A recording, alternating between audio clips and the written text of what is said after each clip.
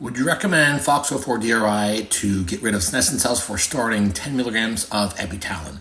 So generally you wouldn't need that for epitalin usage, but you would need that if you're bringing some kind of like stem cell-based therapy, and you would not need that if you're doing exosome therapy. So you're trying to look at the overaccumulation of senescent cells, and again, senescent cells themselves aren't bad, it's the overaccumulation in the wrong areas. So global stem cell, or rather global senescent cells, are not the same thing as localized senescent cell concentration. So again, if you're trying to do a localized application of stem cell therapy, then we can be copying that broken, damaged genetic information. Whereas if we're using epitalin, that's more of the global effect. That's actually going to potentially help on the clearance of senescent cells. It's whenever there's an overabundance, and then epitalin is driving that 3' overhang process too fast, too rapidly for the body to actually clear things out. For high-level physique athletes, high or low androgen load in a contest prep. More so dependent on the individual, but more than likely higher androgen load during the prep. It also depends on what's going on in the off-season. If there's a higher peptide protocol, you can do an inverse response, or you can go high on everything, low on everything in different periods of time. But most of the time, those are things that are going to drive the most amount of protein translation transcription. So we're probably going to want those in whenever body fat levels are low and calories are lower. Basic health supplement protocol to improve gut health and liver support. So two different questions there. Basic liver-wise, you could be looking at N-acetylcysteine.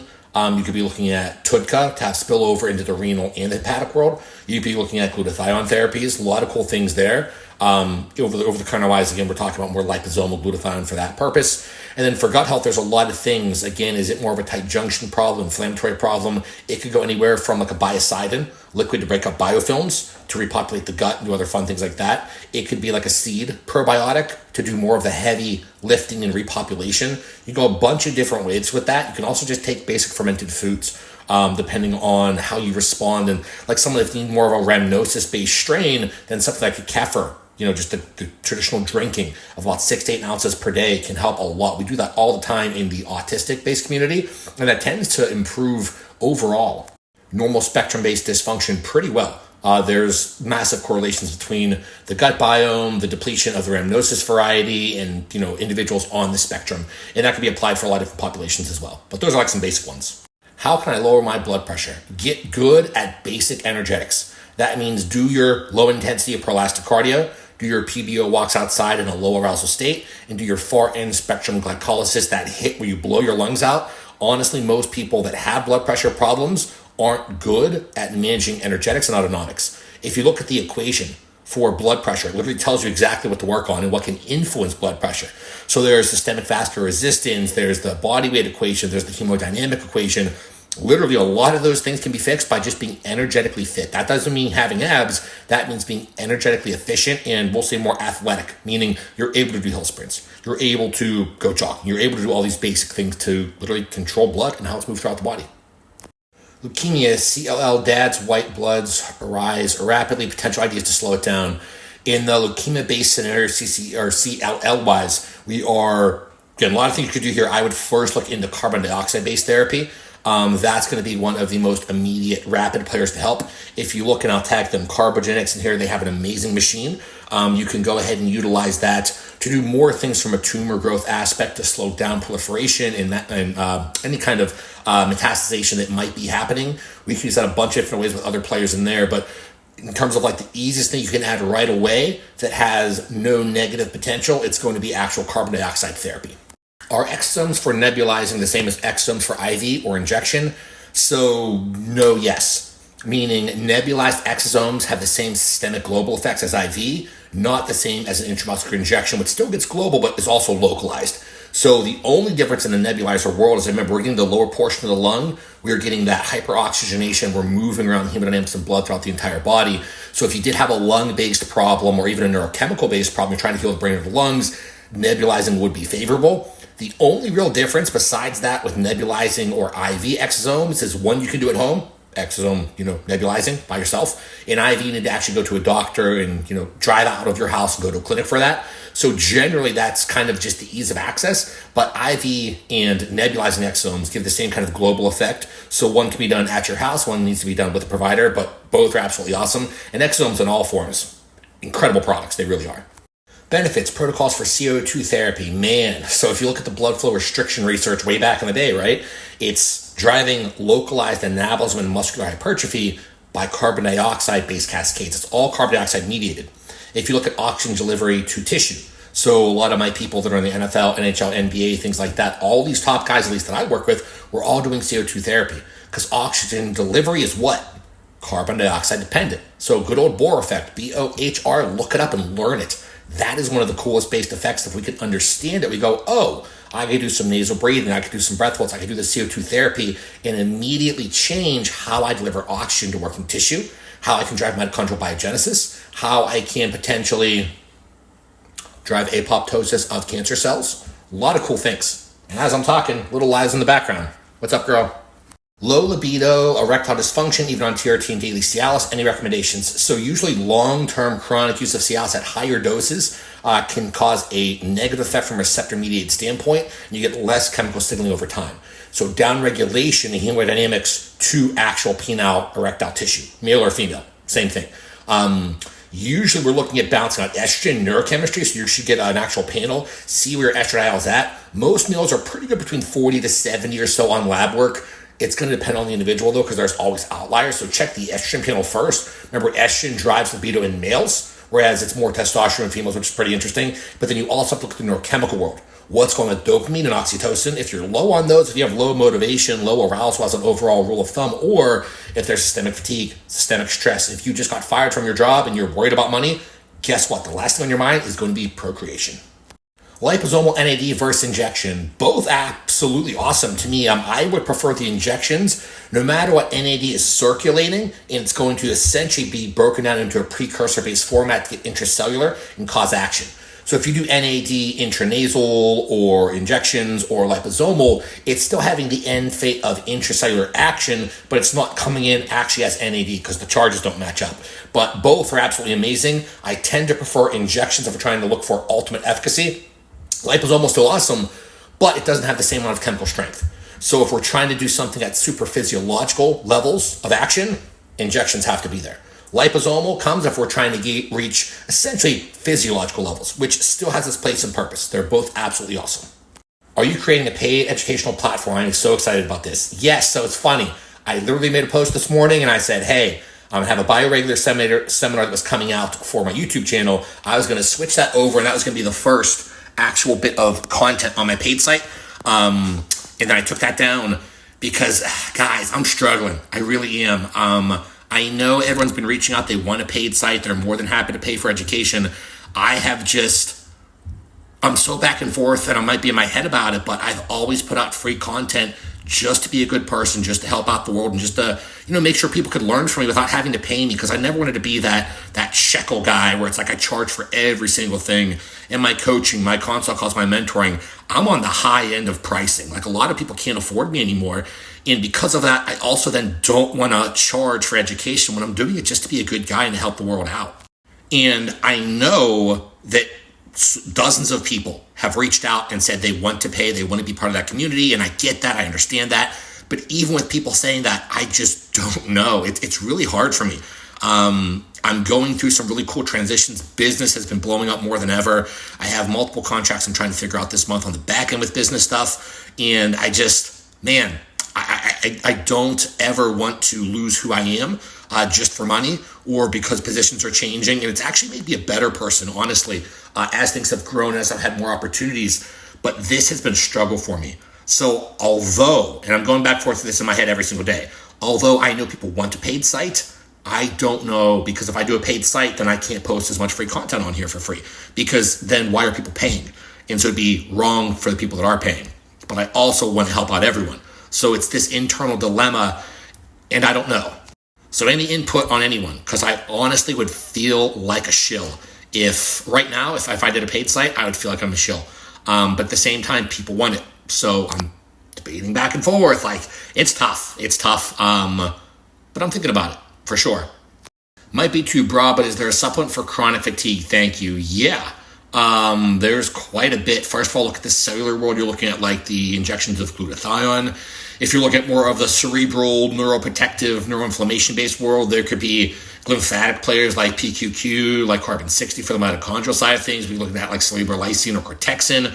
If you're looking more at like the muscular kind of chronic fatigue type thing, that could be a Codotrix. That could be bringing some different growth hormone related based peptides.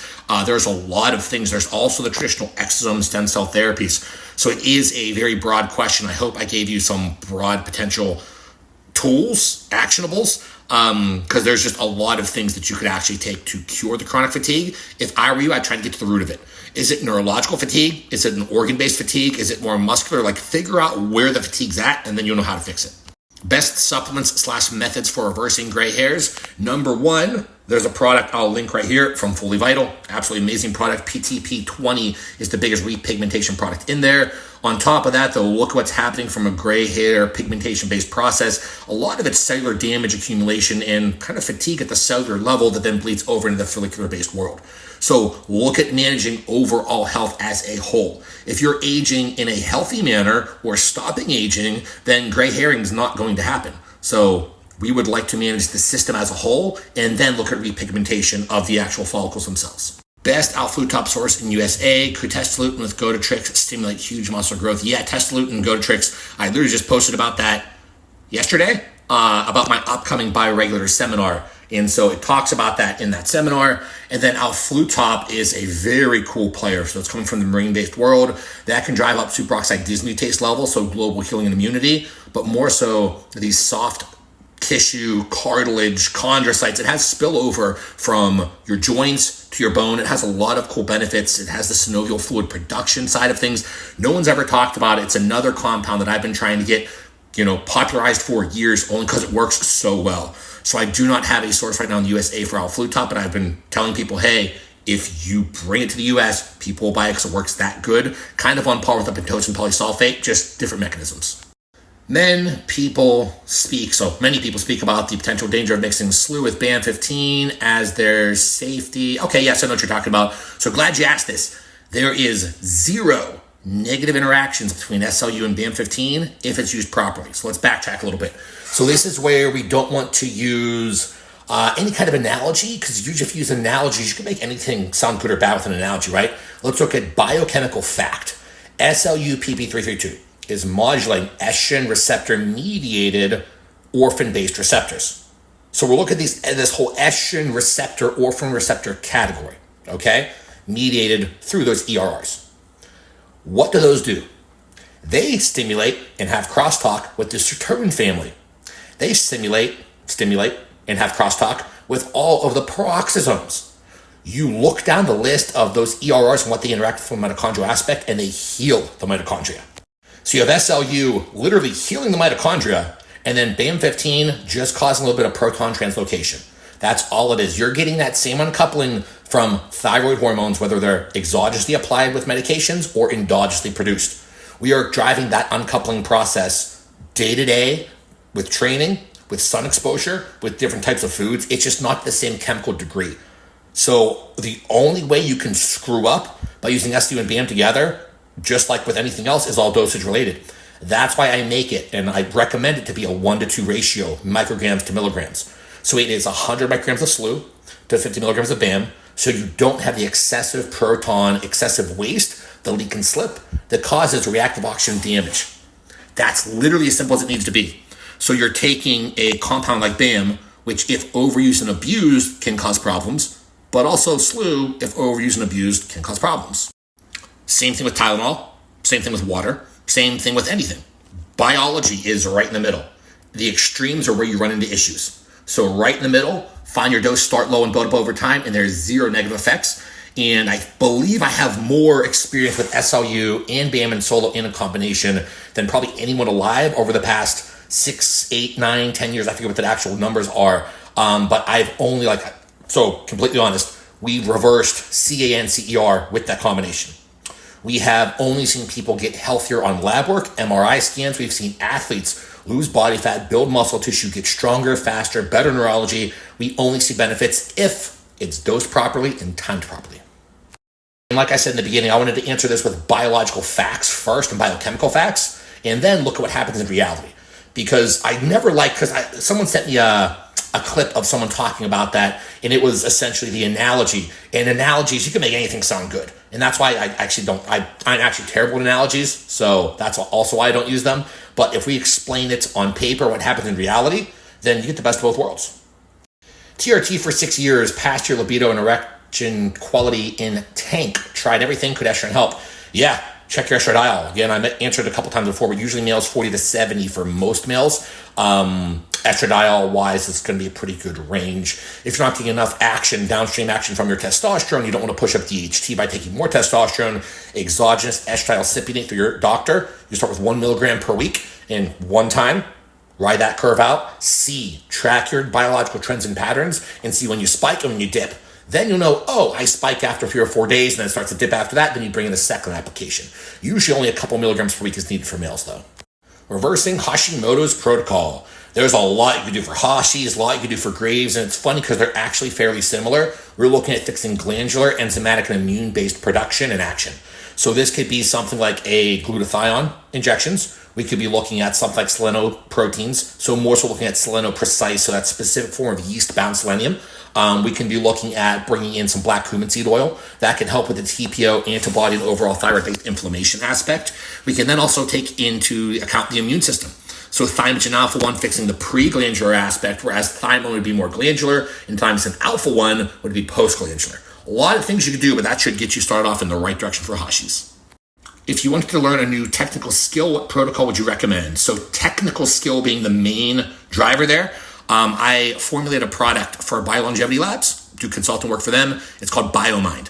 I brought that over into NASCAR years back, and that is going to drive long-term motor learning, potential, acute focus, and long-term neuroplasticity in a low state of arousal.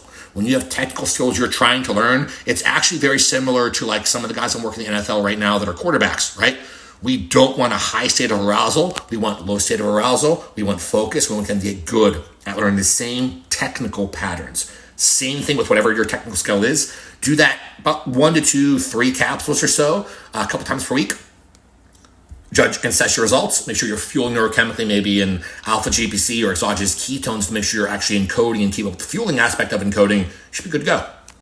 Thoughts on minoxidil and any effects sexually, like PFS side effects you've been looking out for? I've seen minoxidil, dutasteride, finasteride, lion's mane, ashwagandha. Just a slew of compounds, a tremendous amount of over-the-counter supplements and medications that seemingly can cause post-finasteride syndrome. So we're not just talking about finasteride itself. We're looking at, and I call it now, faux PFS, because it's this blanket umbrella of all these diseased states that are coming from different supplements. It's not just finasteride. And these days I'm hearing it from a lot of other compounds, but a lot of things and pretty much anything that can manage that 5-alpha reductase enzyme can then down-regulate neurochemistry, downregulate voltage of receptors, and pretty much overall everything. The ligand binding changes and the hormonal status changes and the neurochemical status changes. So you got a lot of things to fix with it. So usually for people, I say proceed with caution. What new area of health and optimization would you say everyone should look into? Environmental.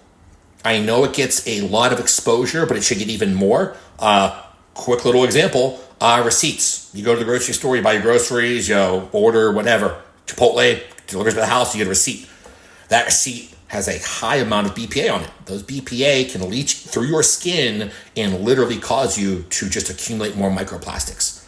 That's something small. Just never touch a receipt again. Have it all emailed to you or just don't touch it. Don't let your kid play with it. I think the environmental side of health optimization is massive, because with this environment of the poor light exposure, of everything that we've talked about so many times, I think it's something that is the lowest hanging fruit that people should start looking into right away, even before they add in peptides and supplements. Like, do the basics first. Just want to say how much of a blessing you are to this world, man. Congrats on everything. Thank you so much. I really do appreciate that. And that's exactly why I said a couple things earlier back about, me battling with doing a paid site, because you guys, this community, this world has given me everything. I'm living my dream. I have literally the best life ever. I'm so freaking happy every single day to do everything. And I just want to do better for this world. I want to make this a better world for my children, for my wife, for everyone. And it's the messages like this that like literally mean the world to me. So thank you. I appreciate that. What are the glasses you're wearing, like benefits, and where could I get some? So these are from blockbluelight.com. I was using Dave Asprey's True Dark ones, but I got a big old pumpkin head, and these were way too tight. So I tell everyone, EMR Tech has really good products too. But if you have a big head like me, blockbluelight.com.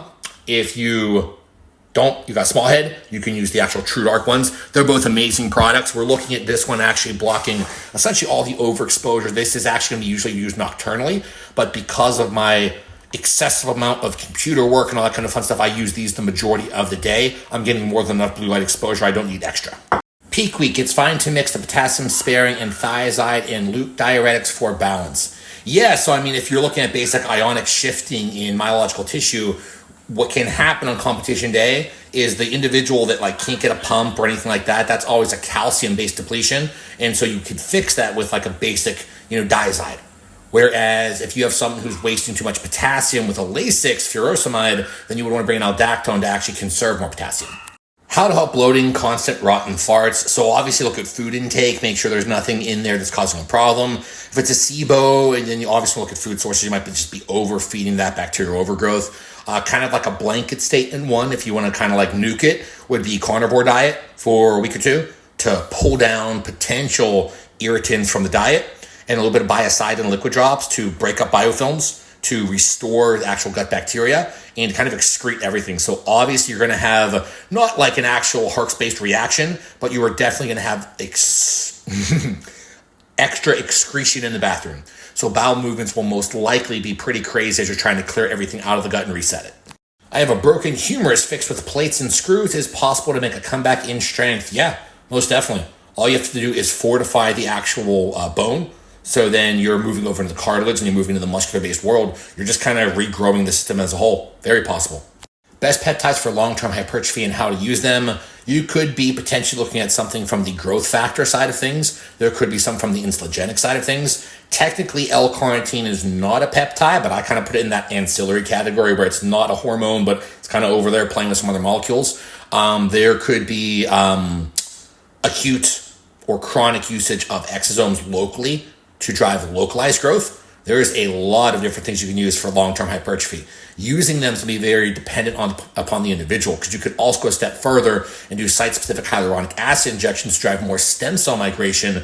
You could use that for recovery purposes as well, but you could also use that to bring up lacking body parts. So hypertrophy is a huge realm and a lot of options you got there. Is it possible to improve likelihood of having a boy? So only if you actually manipulate the DNA, but you can't do that unless if you're going IVF.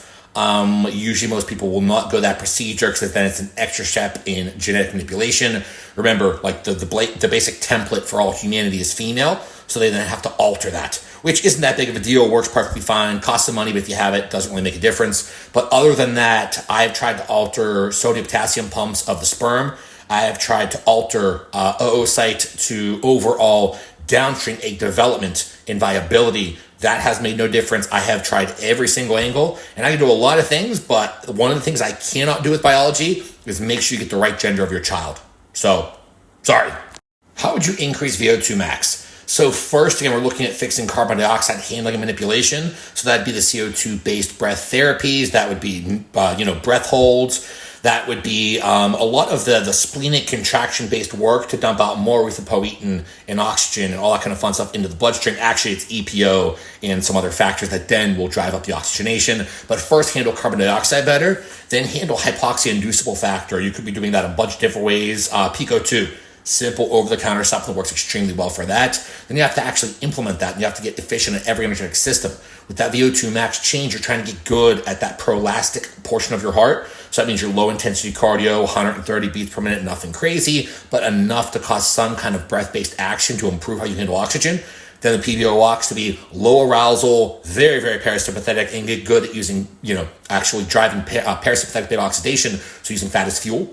Then going a step further, and then finally pushing the far end spectrum glycolysis, the blow your lungs out work. It could be hill sprints, could be Wingate sprints, whatever it is to blow your lungs out. So you're getting every spectrum of oxygen handling and carbon dioxide management. Because remember, if we have carbon dioxide and oxygen up here, what's controlling those? Below here, subatomic particles. So protons, electrons, all that fun stuff. And so if you're not fixing these, then this will not get better. And then VO2 max happens up here. So we fix it downstream to fix the upstream problem.